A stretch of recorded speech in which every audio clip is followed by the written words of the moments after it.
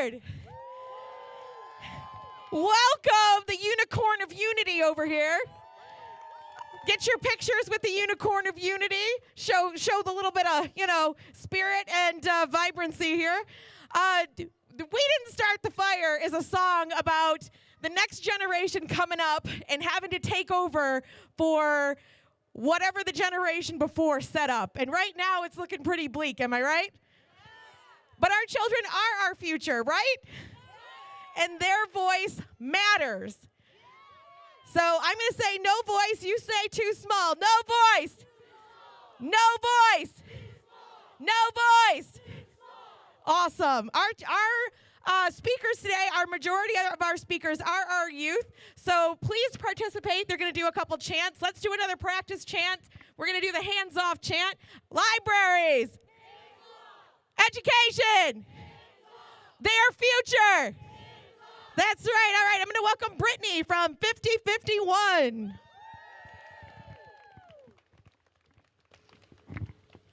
Hey, folks. Thank you so much for coming out today.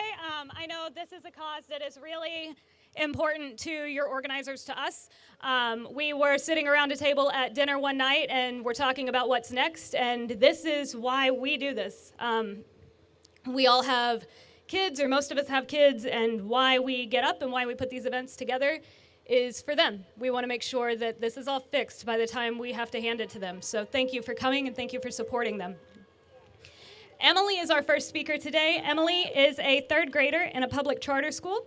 They like drawing and playing games, and they love animals. Emily has been vocal in advocating for the rights of trans kids in New Hampshire and nationally by sharing their story and lived experience with others. So if you guys can help me welcome Emily.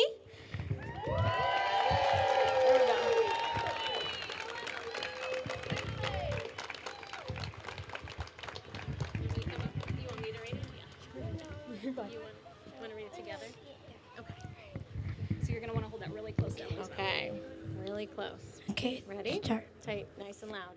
My name is is Emily, and I use they, them pronouns. I am 8 years old, and I live in Hooksett. I am a trans kid, and Since, you want me to do it with you? Yeah. Okay.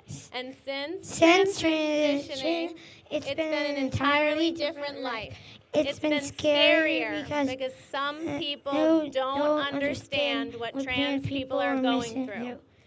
But I like it more than how it was before. Before, it felt like something was missing. And now I feel like me. me.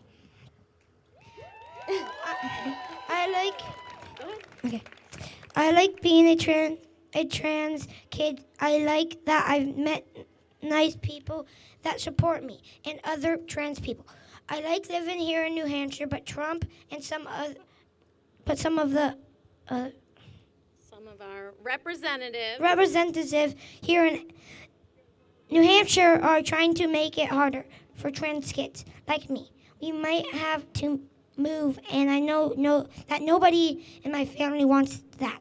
I don't want to say goodbye to my friends for the last time. I want to stay here in New Hampshire.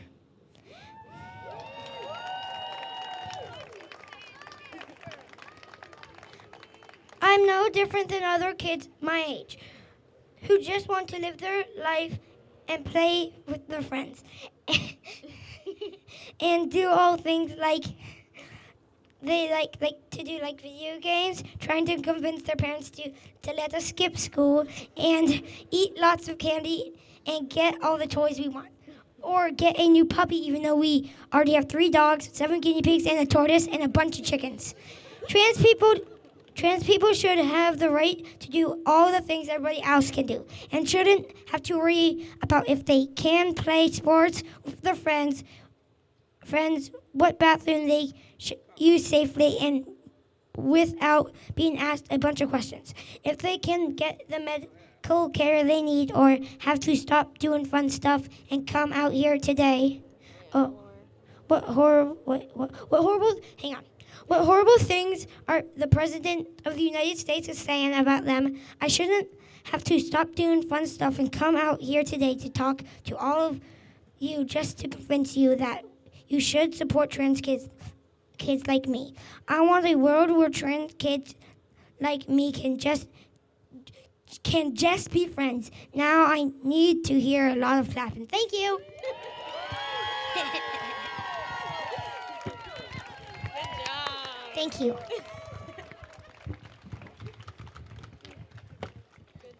Good job, Emily. Can I get another round of applause for Emily? I don't know about you guys, but I still don't particularly like standing up here and talking to all of you at once. It's a little intimidating, and for all these kids that do this, props to you guys. Emily, we love you. So Rhea is our next youth speaker. Rhea is a high school student, and she wants to speak to you about one of the high school-age teen experience. She will be able to vote in the next presidential election, and she wants to ensure that she gets that chance. Hi. Today, as you heard, I'm going to be talking about how really messed up a teen/high schooler experience can be. I've got a bunch of friends from when I was still at my old school district spread across a bunch of the different high schools, and most of the schools are overcrowded and poorly managed. Things like support systems and/or the actual education itself, and New Hampshire is considered one of the better states for education, which frankly leaves me to wonder how low the bar goes. Because if education here in a supposedly decent state like this is managed poorly, I can only imagine what other kids are going through elsewhere, like shootings.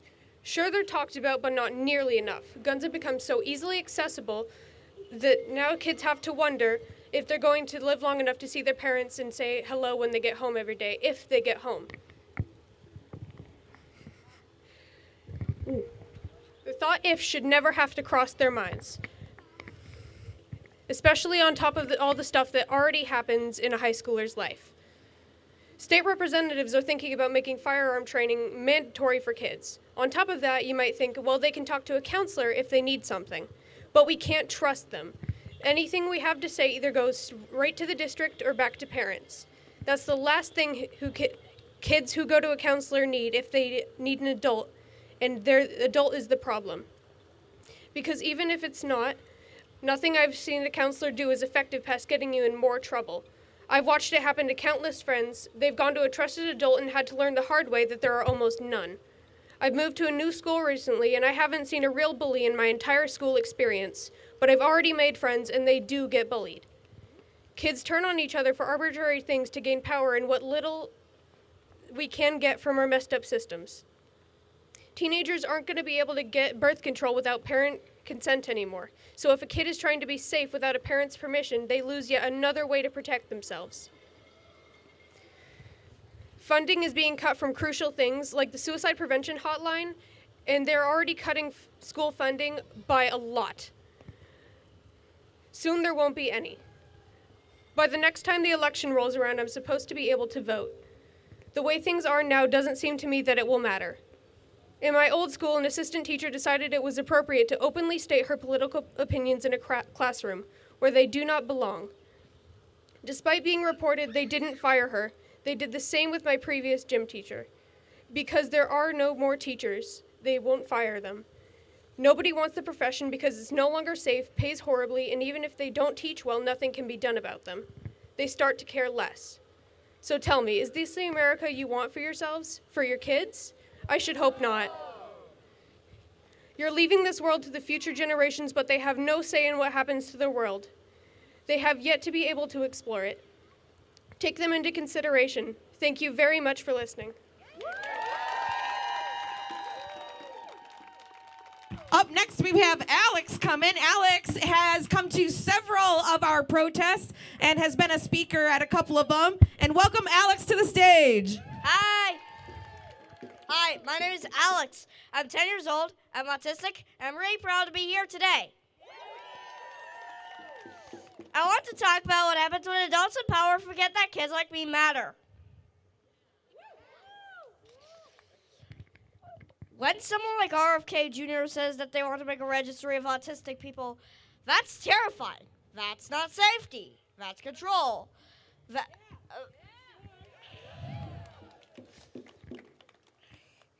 Also, trying to gut Medicaid is like saying that we are that's taking away health care. It's hurting kids with disabilities. and it does, and it apply, and a lot of people with Medicaid, and this probably goes for like almost everyone here. And also, also shutting down the yeah. Anyways, when someone like RFK Jr. says that they want to shut down the Department of Education, it's like saying our learning doesn't matter. But education is everything. It's how we grow. It's how we fight back. It's how we get free. And also, just like how Emily said, we should not be bullying trans people.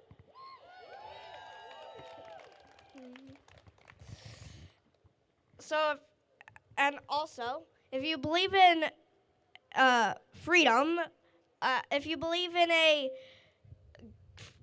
if you believe in a good future, and if you believe in a future for all of us, then stay here with me.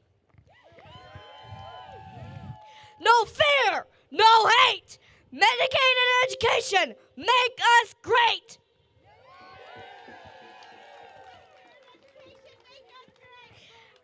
Okay, and also I just want to do this little chant. It's called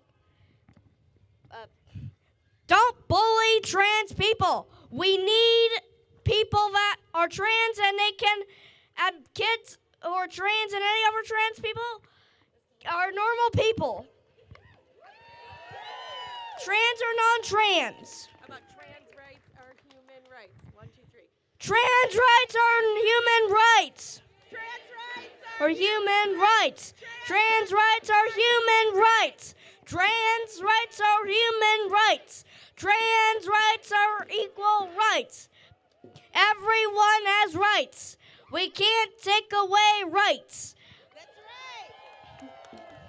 Yeah. This. Nice job, Alex.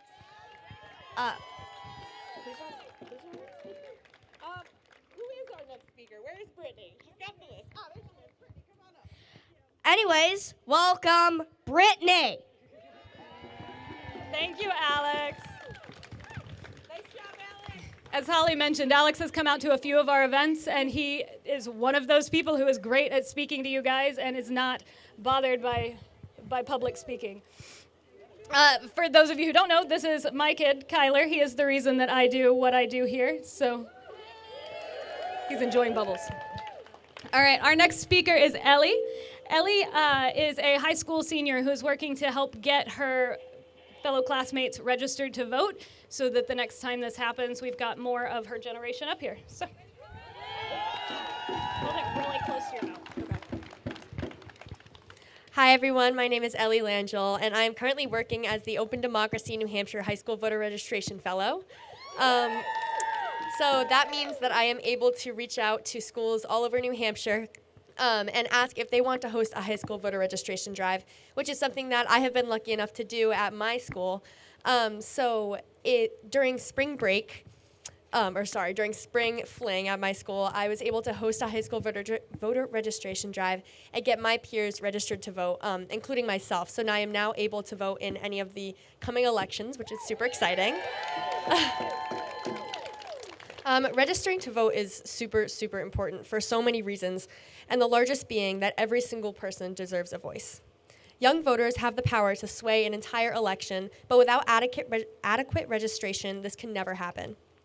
High school voter registration is the first step in advocating for what young voters want to see happen in government. I have been able to reach out to schools all across New Hampshire, spreading awareness about young voter registration and even host a drive, like I said before. If you are interested in hosting a drive in your school community, there are just a few simple steps and a couple different ways that you can host a drive. For example, one way you can host a drive is if your high school is close to the clerk's office, take a bus down to the clerk's office, and if you have all of the documents that you need, you can register right there. Super simple. The way that I ran my drive is I got the supervisors of the checklist to come to my school so students could register right in the library, which was super, super, super easy. So it's really not a difficult thing to do, and it really is just so helpful.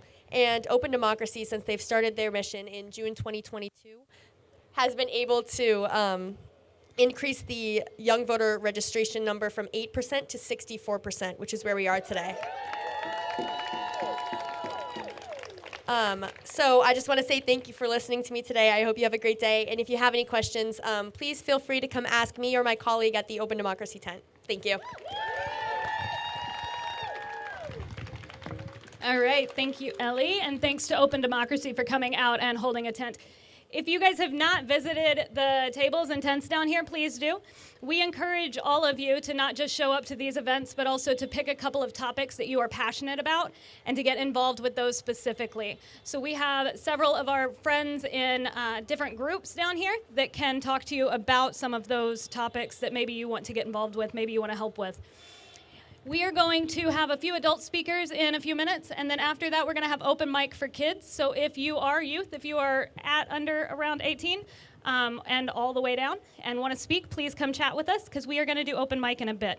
But for now, I'll let Holly play a little bit of music and give us a little bit of a break before we have our adults come up. All right, if you would draw your attention back to our stage, we have the Kent Street Players for a skit and a song. Give them a round of applause.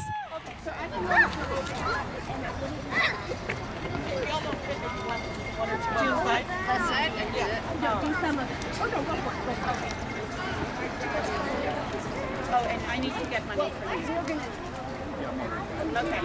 Okay, this is our debut performance, so please be kind. Some of you may know me as Louise Spencer, but that's actually my doppelganger. If you see her today, tell her to cut it out.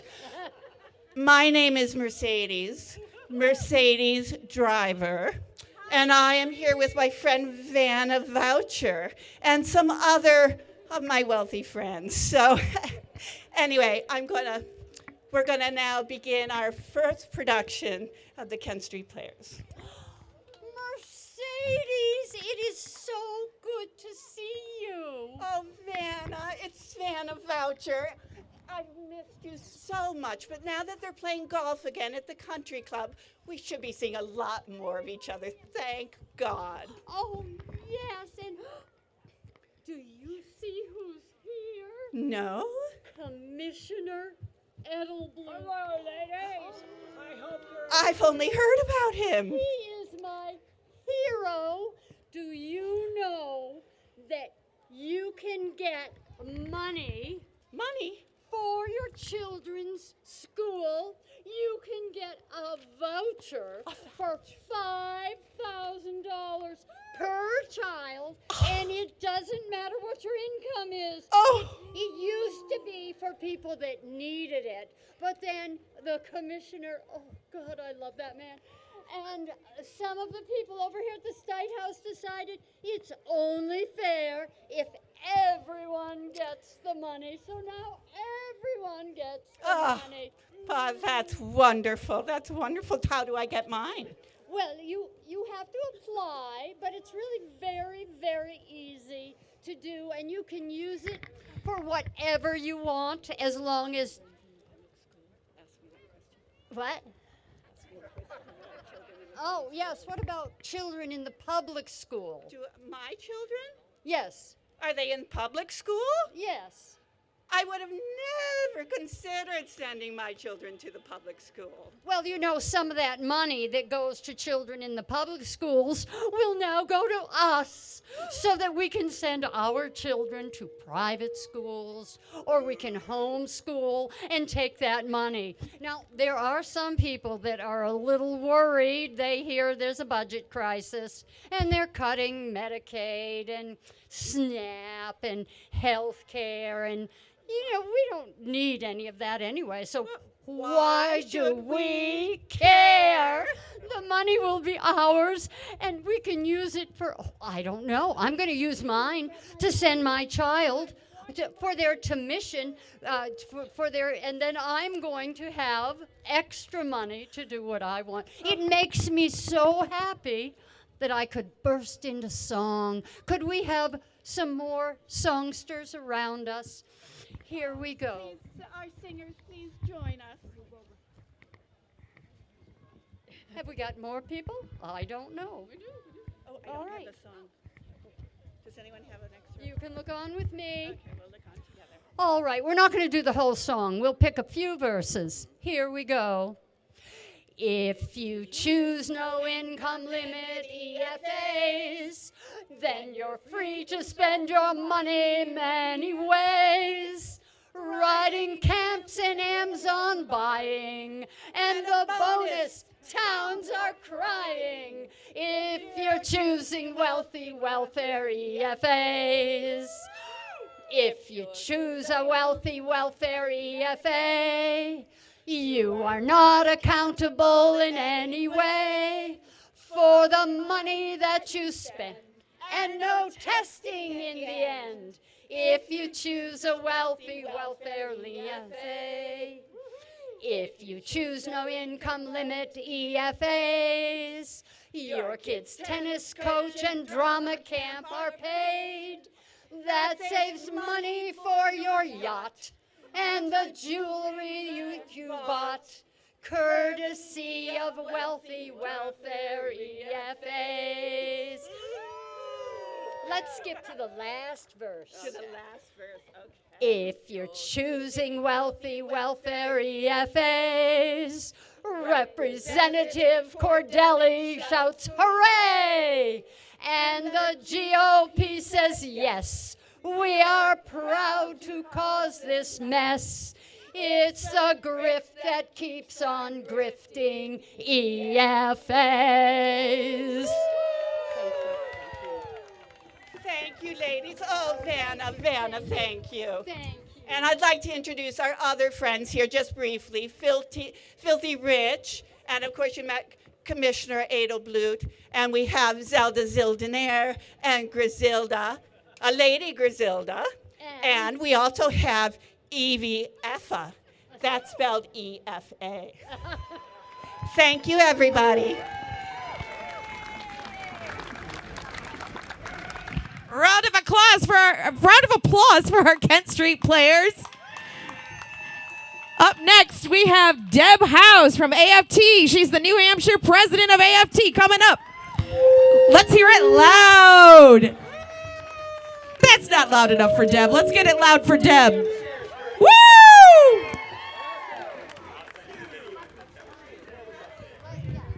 Good afternoon. My name is Deb House. I'm the president of the American Federation of Teachers, New Hampshire. And I loved that production by Kent Street. Those are my dear friends, but I did have to boo for the vouchers. Okay, yes. I just want to make that clear. We are here standing in support of all of our public school students, all of our members who work in public schools, teachers, paraeducators, secretaries, school support staff. We are in strong support of the public education all of our students deserve. And we have to fight for that here in New Hampshire. Yes. We have to fight back against the extremists who right now control a majority of votes in that building. Not all of the people in that who work in that building are extremists, but right now they have a majority of the votes. And we also will have to fight forward. So let me expand on those two themes. The fight back is against bills that they are passing that will discriminate against our students and against the education we provide. They are taking away or trying to take away teaching of honest presentations of American history, so we can only teach the high points that make us look like a long march to glory and ignoring anything that might be embarrassing to some people.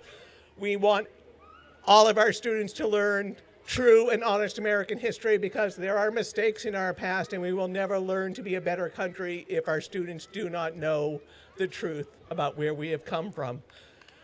Yes, and we need to hear their voices too, because I'm sure they have great ideas on how we can be better. We also need to fight against bills that would force us to ban books. All students have a First Amendment right to access a wide variety of materials in their school library. That is U.S. Supreme Court and U.S. Constitution. No matter what they pass here, they cannot overturn that. And we have told them this, and yet still they persist. So we are fighting back against that. We also have bills that would force us to discriminate against some of our students based on who they are. And all of our students deserve to feel welcome and that they belong in our public schools. Exactly. So all of those bills we have to fight back against because of the extremists that hold a majority of votes, or control the majority of votes. We will not win every fight in the legislature. We also have fought back in the courts. We have overturned the Divisive Concepts law that they passed in 2021. You don't know it yet because they insist on appealing it and insist on trying to pass it again. But we've overturned it, and the appeal was held. The state's wasting more money appealing it, but it was held in early April, and we're awaiting that decision affirming the overturning of it. But it's unconstitutional. I know that you would think lawmakers wouldn't have a problem with the U.S. Constitution. So we are fighting back in the legislature, in the courts when we have to. We are also fighting for fair funding for all of our schools.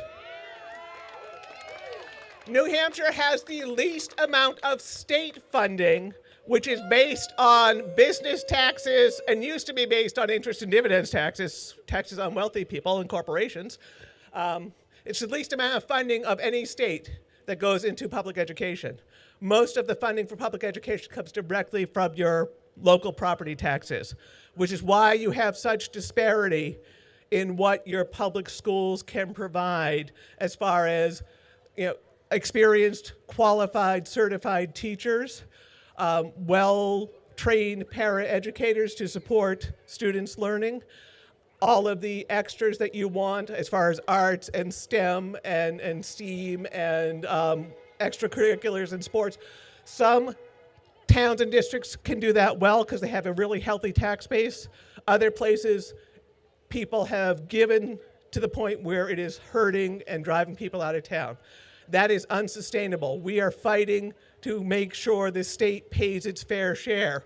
They've been told by the courts for 30 years they're not doing it.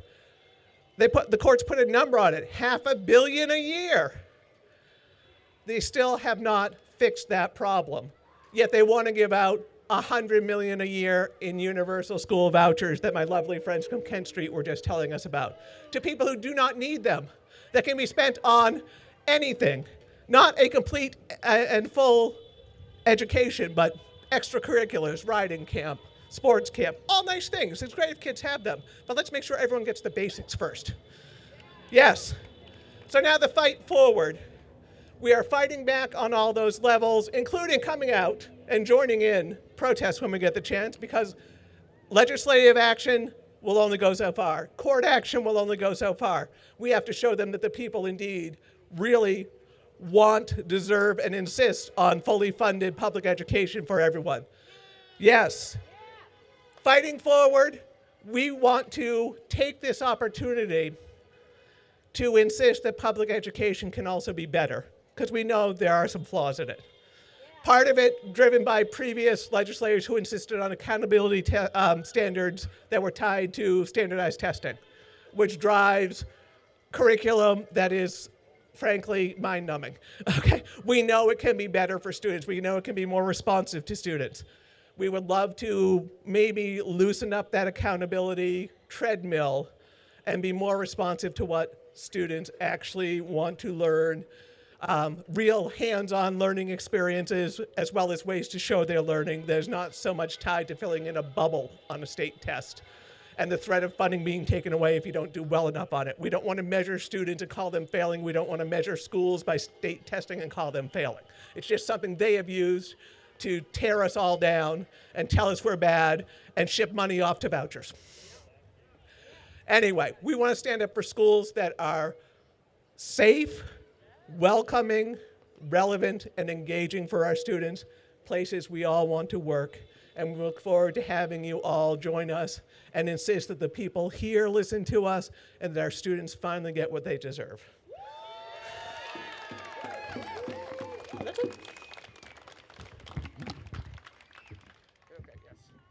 All right, let's give it up for Deb House. Out there fighting the good fight for our kids and our future. Standing up for our teachers. Up next, we have one of our, I just got I just got sprinklered on, sorry. We have Howard Hughes, one of our New Hampshire representatives. Give it up. Hey everyone, my name is State Representative Heath Howard. I represent the towns of Stratford and Barrington in Stratford District 4. And this state has absolutely ignored the needs of young people, and it has absolutely fundamentally changed how we as young people are going to be able to live in this state in the future. As we are very well aware, EFAs and private school vouchers have been used to destroy our public school and K through 12 education system, but Republicans here in Concord have also defunded our university system as well.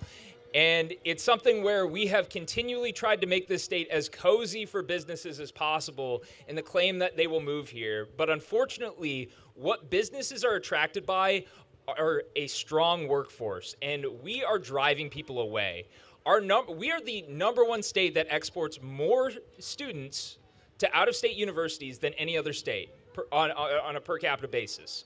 We send more of our students to out-of-state universities where they will be more likely to participate in those states' economies rather than our own, and these businesses are seeing it. We just got ranked 41st in the country for business development, and the reason that has happened is because businesses can easily see that we're not investing in our workforce. We're not investing in our future. We're not investing in our students. We're not investing in our youth. And on top of that, we're not also investing in our people. We're not investing in housing either. And that's been the #1 issue facing our state for many Granite Staters. So how do we address these things? We need to tax the rich. That's right. We need to stop giving corporations these large tax breaks. We need to make sure that individuals are actually paying their taxes and that we're not giving these large handouts to individuals because they're going and sending their kids to private schools that only they can afford. So we need to tell our legislators here in Concord that they need to step up and change how we are funding our future and making sure that we provide a sustainable way of educating the next generation. Because without that, we are going to become a state that's at the bottom of the rankings for everything.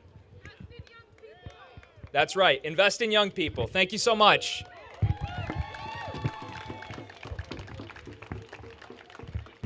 Let's give it up for our representative fighting out there for our rights, Heath Howard. Got it this time.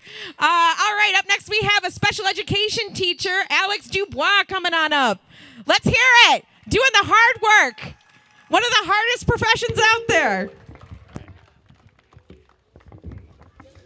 Good afternoon, everyone. My name is Alex Dubois. I'm a special education teacher at the Derry Cooperative School District. So a little bit about me. I have a degree in history. I've always loved learning. And so what I've learned in my studies of history is there's been wars. The war on drugs, the war on poverty. Right now, Donald Trump and Kelly Ayotte and all of the Republicans in that state house are waging a war on education. And that's a war that they will not win. With all the cuts to Medicare that we are seeing, the ones that get hurt the most are the students that I work with in special education. They are the ones that benefit the most from this funding and from that Medicare, all the way up until the age of 22. So we've already seen enough today about vouchers and how we don't want that to happen here in our state. We want to save public schools because public schools create public servants. And I see a lot of future public servants here in this crowd today. So for all of you young folks, for all of the kids here today, I'm going to give you guys 3 words of advice that was given to me that I plan on following now, that I hope that you can all follow, and that is to run for something. We have our future here. The future here is no voice is too small. These voices are going to be our future and New Hampshire's future, and they are going to save public schools.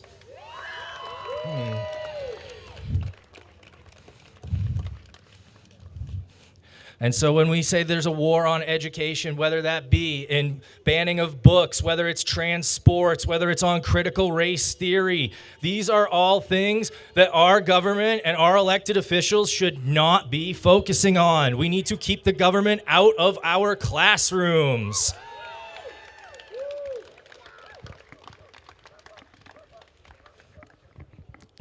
And I just wanted to say that there's one quote that sticks out about all of this with school, and that's that if we ban books in schools before we ban the guns, we're admitting that we're more afraid of our children learning than we are of our children dying. And that is not a state that I want to be a part of. That is not a state that anyone here wants to live in.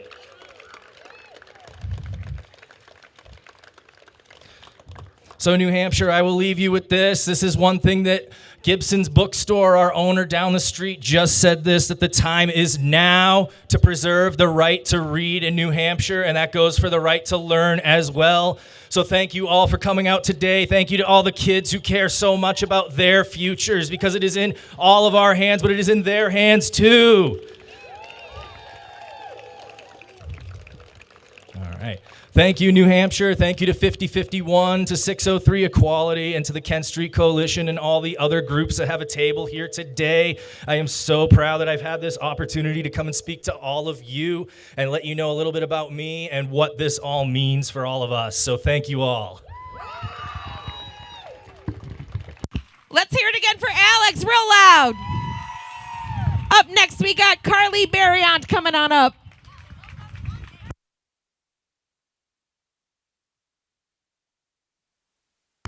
Awesome.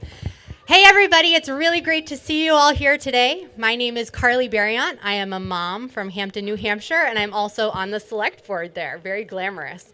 I'm here today with my two kids, Lyndon and Cyrilina. Hi guys. And my lovely husband, Eric, a middle school teacher. And we are here today because we know that this matters. Showing up for our kids and for your kids and for the kids who don't have anyone to show up for them, we need to show them that we are here. So thank you for being here for your students. Thank you for being here for your friends and neighbors who are immigrants and arguing that they make America great.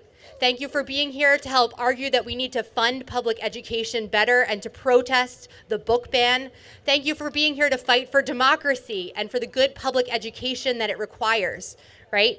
Thank you for being here to defend diversity, equity, and inclusion, to love your neighbor, and because no human is illegal, okay? Alex, Emily, Ellie, Rhea, you all spoke so eloquently about what we need in this moment, okay? It is so clear why we are here and what we are fighting for. And my question for us is, who are we fighting with? So I want us to take just a moment and look around and say hello to somebody that you didn't come with. Take a second to introduce yourself and maybe give them a high five.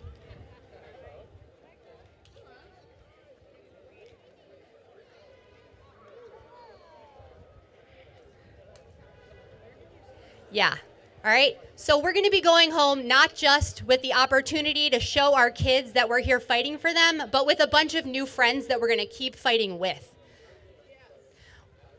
My daughter, Cyrilina, has taught me so much. She is finishing first grade right now, and one of the things that she's taught me is about politics.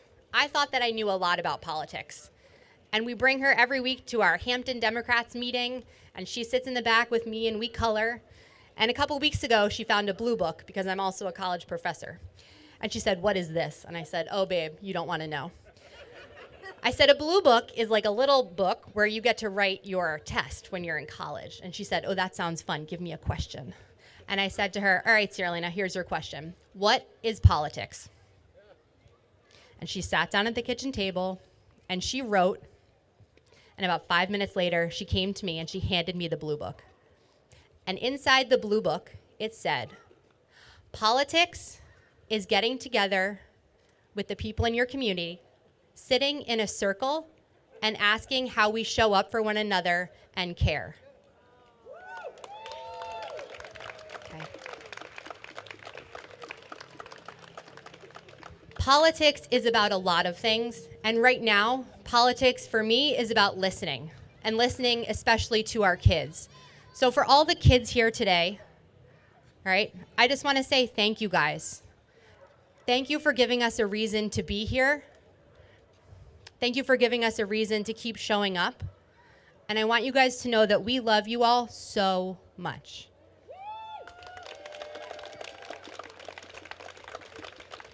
If there are any parents out there, I just want to say to you, thank you. Moms especially, because Cyrilina made this great sign that says Mom Rocks, Kids Rock. Moms, you're doing an amazing job. Thank you for being the moms that we all need right now and in the weeks and the months ahead. Everybody, I just want to say thank you for being here. Thank you for showing up for my kids, right, and for your kids and for one another. Please don't forget to shake hands and meet somebody new on the way out, right, because this is how we make a difference. Thank you. It's all about building community. Up next from our community, we have Kathleen Slover.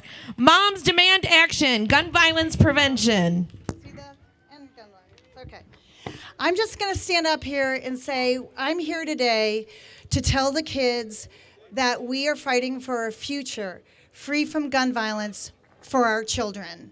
And if you feel the same way, please go find an orange clipboard. We're collecting grassroots letters to Governor Ayotte to ask her to stand up for Granite Staters and create a working partnership among Democrats and Republicans to create laws that protect our community from gun violence.